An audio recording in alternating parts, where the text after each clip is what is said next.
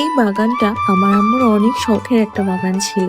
এই বাগানে ছিল না এমন কিছুই নেই। এখানে ফল থেকে শুরু করে সব রকমের সবজি, সব রকমের ফল গাছ সবকিছুই ছিল। এই ভিডিওটা গত বছর আম কাঁঠালের সিজনের সময় আমি করেছিলাম। আর আমাদের বাগানে সবগুলো গাছে মাশাআল্লাহ সব ধরনের ফল হতো, শাক সবজি সবকিছুই অনেক ভালো হতো।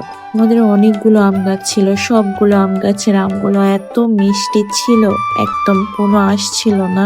এর উপরে এত মিষ্টি আমগুলো।